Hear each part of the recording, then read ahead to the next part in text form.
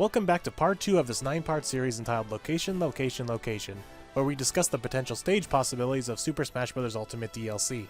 I'm going to keep this short to be able to keep these videos short so I can get them out to you faster. So for those who somehow stumbled upon this video without watching the first one, here's a quick rundown of the guidelines. Number 1, all characters are possible. We will not be discussing any character's chances of being in Smash.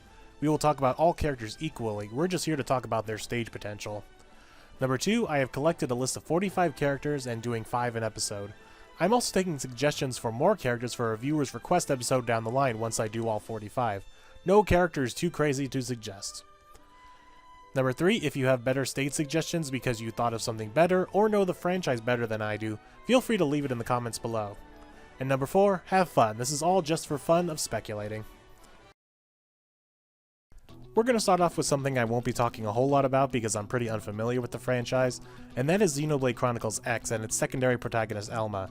I only just recently picked up Xenoblade Chronicles Definitive Edition and plan on playing it as soon as I wrap up my first playthrough of Uncharted 1, so my only real exposure to Xenoblade at the moment is Shulk's inclusion in Smash Bros. That being said, one Wikipedia read later, and I'm settling on a traveling stage across the whole planet of Mira, the planet the game takes place on. As in the game, the planet is divided into 5 continents, all with varying looks. So the traveling platform could go to each continent of, hold on, I'm gonna severely butcher all these names. Primordia, Nakatilum, Oblivia, Sylvalum, and Cauldros. Between this and Hero, it seems like the RPG characters have vast worlds that the stages love to show off. I guess that's the appeal of these games, huh? But people who played X, like I said beforehand, if there is a more popular location in the game that most fans would agree upon that would be better than a traveling stage, please leave that suggestion below.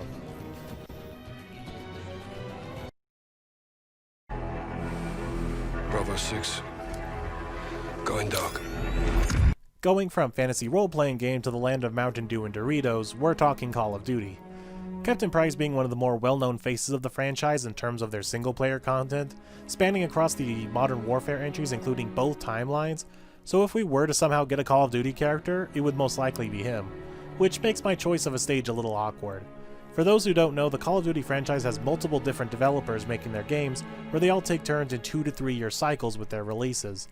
With the Modern Warfare series, Ghost, and Infinite Warfare, those entries are created by Infinity Ward.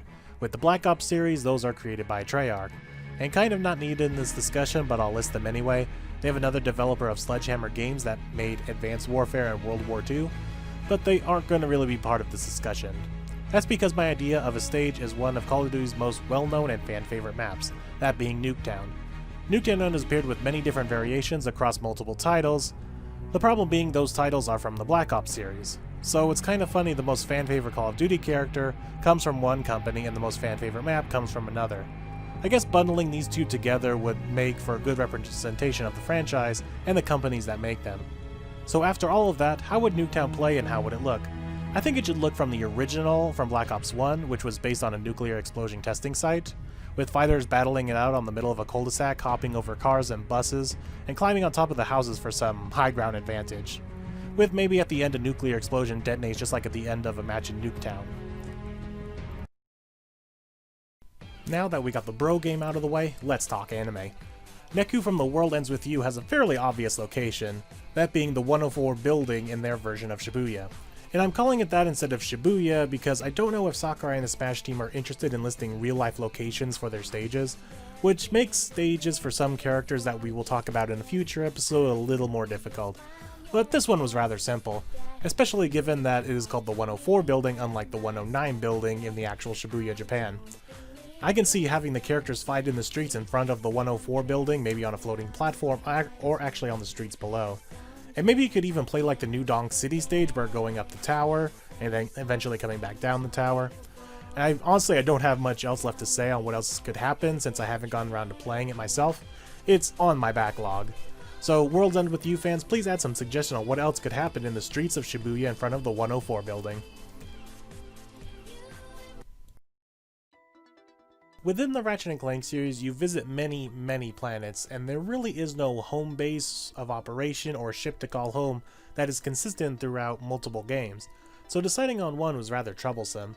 But after some research and trying to think like Sakurai, I settled on the planet of Veldin, Velden appeared in a few of the Ratchet & Clank games, but most importantly in the original game on PS2 and reboot game on the PS4.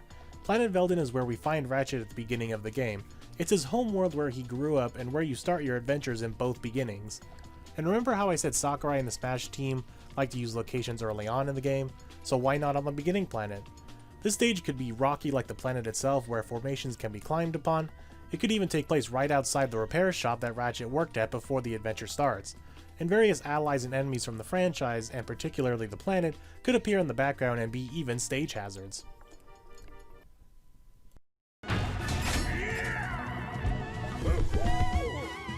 And we'll end this video on a rather simple one. Dixie Kong would most likely come with a stage based on a level from Tropical Freeze, not only because it's the latest DK game, but she was pretty integral to the game, same as Diddy Kong. Now, which level from Tropical Freeze is pretty hard. There are so many fan favorite levels that they could easily choose from, but for me, let's go a little nuts.